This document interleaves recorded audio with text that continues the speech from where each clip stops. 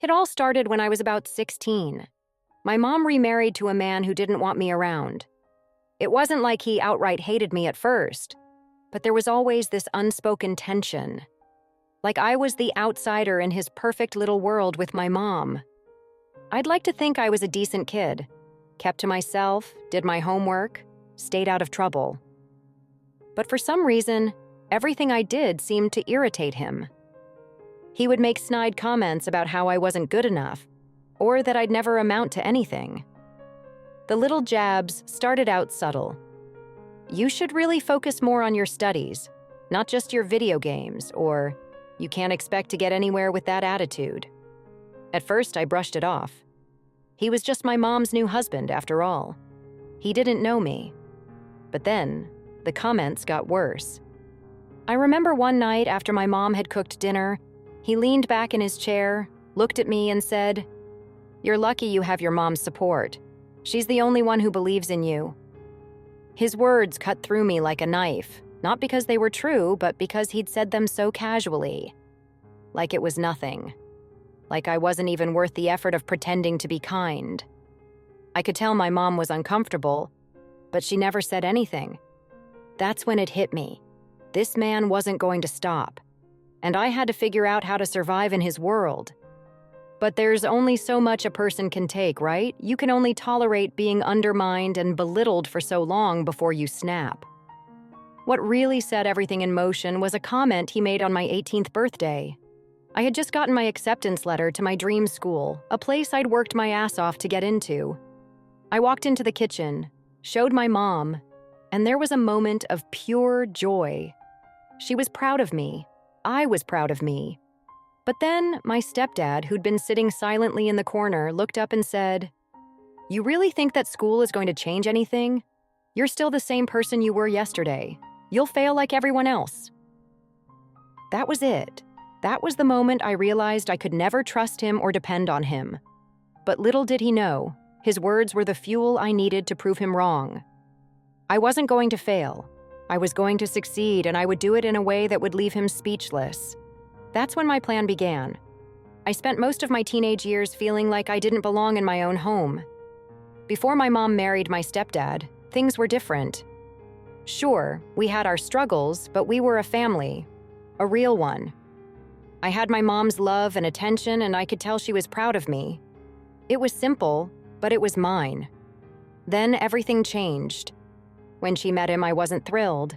I'd seen how things went with her past relationships. Always the same cycle of disappointment, emotional baggage, and moving on too quickly. But I kept my mouth shut. I knew I didn't get a say in who my mom chose to be with. I wasn't a kid anymore. Still, there was something about him that rubbed me the wrong way. He wasn't like the other men who'd come and gone in our lives. He was different, cold, distant, and a little too proud of himself. It didn't take long for me to see that my place in the family was shrinking, and it wasn't just because of my own insecurities. He made it clear in little ways that I was never going to be good enough in his eyes. For example, when I graduated high school, my mom wanted to throw a party. Nothing big, just a small celebration at home with close friends and family. But when my stepdad found out, he shot it down. "What's the point?" he asked. "You're just another kid who finished high school. What's there to celebrate?" My mom tried to argue with him, but I could see the look on her face. She was torn between the man she married and her only child. Eventually, they compromised and threw a small gathering, but the whole time, my stepdad was distant. The entire night, he made passive-aggressive comments about how lucky I was to have made it this far. He pointed out how much easier it had been for me compared to how tough things had been for him when he was my age. "You kids today don't understand real work," he said. "Everything is handed to you." It stung. And that's when I realized it wasn't about me failing. He wanted me to fail. He needed me to fail so he could feel better about himself. It wasn't just the little comments, it was the way he treated me like I was invisible. It was the way he would undermine my achievements in front of my mom, making me feel like I had nothing to be proud of. Even when I got into that dream school, he barely reacted. He didn't congratulate me. He didn't even acknowledge it. That's when it became clear. He wasn't just being an annoying stepdad. He was actively trying to break me down. And my mom? She saw it, but she was too caught up in her own life to take a stand. She loved me, but she loved him too, and I felt like I was losing her to him. I had to fight for myself, but I didn't know how. Until that night on my 18th birthday. After the cruel words he threw at me that night, I went to bed feeling defeated, yet oddly determined. I had to prove him wrong. I didn't just want to succeed. I needed to. I wanted to show him that I was more than just a kid who would fail like everyone else. I would show him that I could rise above everything he thought I was.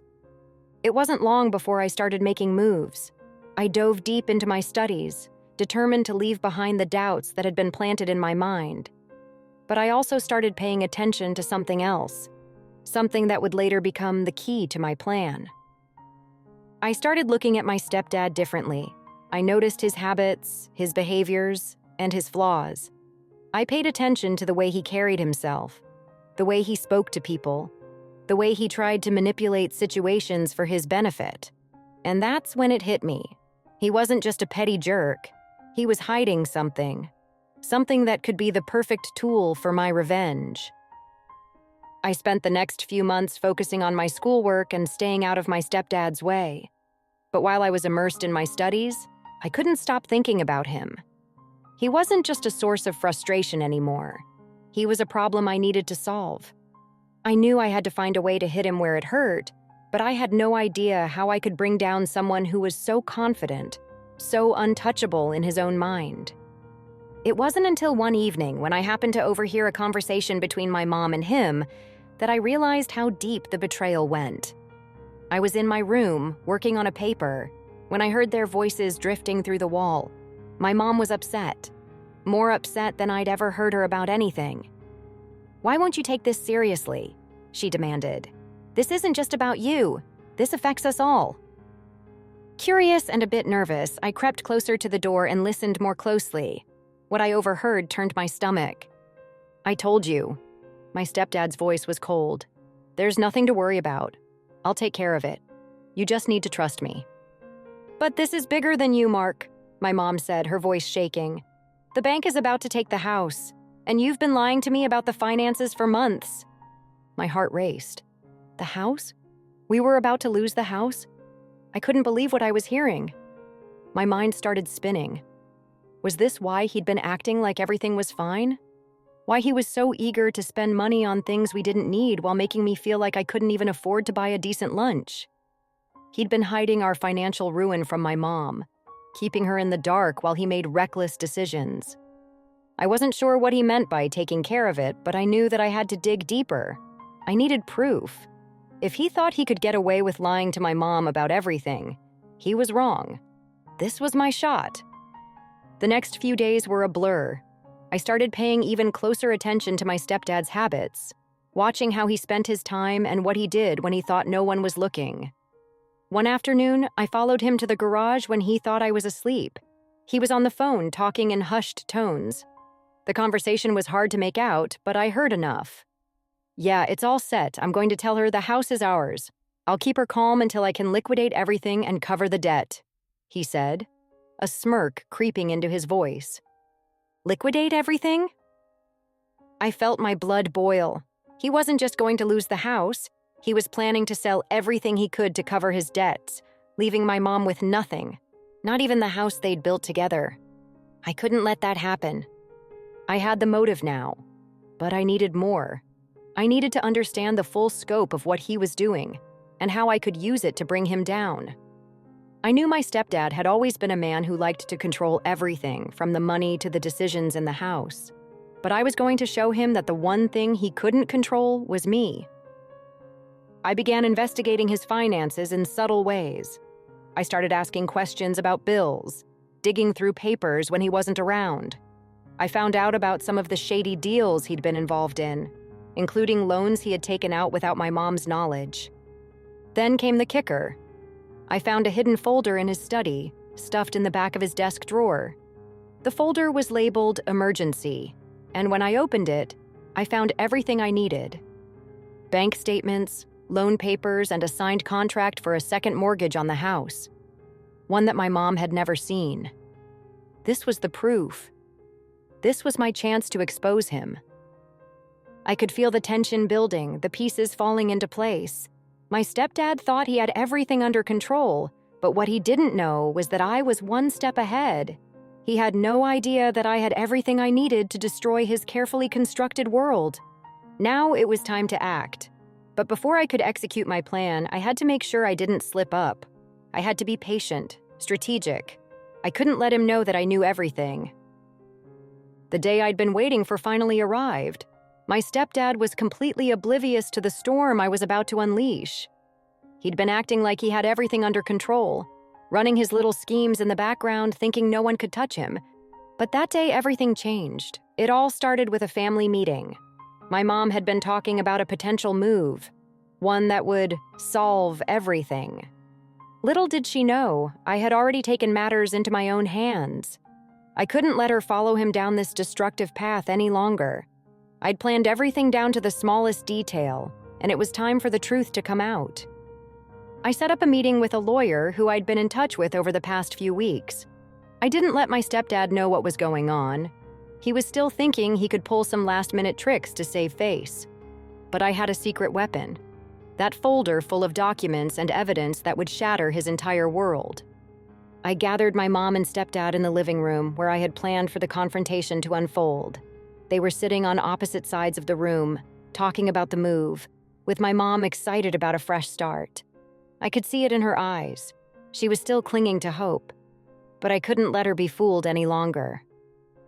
"Mom," I said, trying to keep my voice steady, "I need to talk to you about something serious." Both of their eyes turned to me, and I could see the confusion on my stepdad's face. "I've been looking into the house finances, and I think you should know the truth." My stepdad scoffed, his smug grin spreading across his face. "Oh, really? What do you think you know, kid?" But this time I didn't flinch.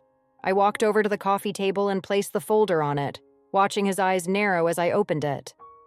"I know about the second mortgage. I know about the loans you've been hiding, and I know exactly what you've been planning to do with the house." His face turned pale. He tried to hide it, but the shock in his eyes was unmistakable. My mom was completely silent, her face slowly morphing into disbelief. "You've been lying to her this whole time," I said, my voice growing stronger. "You were planning to sell everything, liquidate the house, and leave her with nothing, all to cover your debts. You were going to drag her down with you." My stepdad stood up quickly, knocking over his chair. "You don't know what you're talking about. This is all for us, for the family."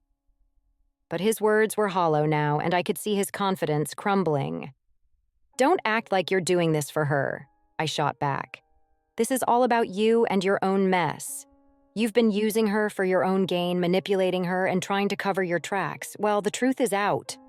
I turned to my mom, who was sitting frozen, staring at the documents in front of her. "Mom, you don't deserve this. You deserve to know the truth. He's been hiding things from you, making decisions without you, and putting both of us in danger." I could see the tears forming in her eyes, the weight of the betrayal sinking in. It wasn't over, though. My stepdad, now desperate, began to beg. "You can't do this, please. Think about what you're doing. I can fix this. I'll fix everything." His voice was shaking, and I could see the cracks in his facade. He'd lost control, and there was nothing left he could do to save himself. "I don't want to hear it," I said, stepping back. "You've made your bed, and now you have to lie in it." But my stepdad didn't stop. He lunged at me, trying to grab the folder from the table, but I stepped aside just in time. My mom, who had been too shocked to act before, finally stood up, her voice trembling but firm. "Mark, you've lied to me for far too long. It's over." I looked at her, relieved that she was finally seeing through the lies. And in that moment, I knew it was done. He was defeated. His empire of manipulation had crumbled, and he was left with nothing. As he slumped into the chair, defeated, I couldn't help but feel a sense of satisfaction. He had underestimated me, thinking he could control me like he controlled everything else. But in the end, it was his own arrogance that destroyed him. The fallout from that day was nothing short of catastrophic for my stepdad. After the confrontation, he tried every desperate attempt to salvage the situation, but it was too late. My mom, once confused and torn, had finally seen the truth. She had made her decision, and that decision wasn't him. He tried to apologize, promising that things would change, that he could fix everything, but his words were empty. My mom didn't want to hear it. She filed for divorce soon after, and just like that, the man who had been so smug, so sure of himself, was out of our lives for good. What surprised me the most was how quickly he unraveled.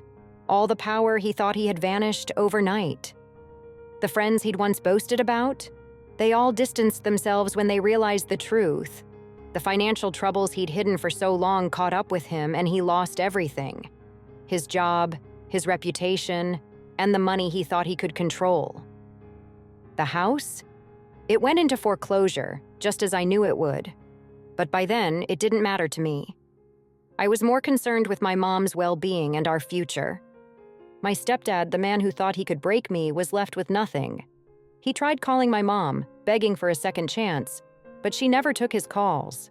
As far as she was concerned, the man she married had never really been the person she thought he was. It wasn't just about the financial betrayal. It was the emotional manipulation, the constant undermining of her and me. It felt like a weight had been lifted from my shoulders. My mom and I, after years of living under his shadow, could finally breathe again. I knew she was devastated, but she was also relieved. It was like a chapter had closed and we were free to start over. As for me, I kept my distance from the chaos. I focused on my studies and started building the life I had always dreamed of. I didn't need to prove anything to anyone anymore. I had already shown myself and my stepdad what I was capable of. The real victory came a year later when I graduated with honors. The school I had worked so hard to get into was just the beginning. I had a plan, a future, and the confidence to pursue it without anyone telling me I couldn't. The moment I walked across that stage, I could feel my stepdad's words echoing in my head, but this time, I didn't feel the sting. Instead, I felt proud. Proud of everything I had achieved and of how far I had come despite all the obstacles. Then came the moment that truly sealed my sense of victory. I ran into my stepdad a few months after the divorce was final. I was walking into a cafe, and there he was, sitting by himself, looking like a shell of the man he used to be. He glanced up and saw me, and I could see the panic in his eyes. He hadn't expected to see me, and he certainly hadn't expected me to be doing so well. He looked down at his coffee cup, unable to meet my gaze. I didn't say anything to him. I didn't need to. There was nothing left to prove.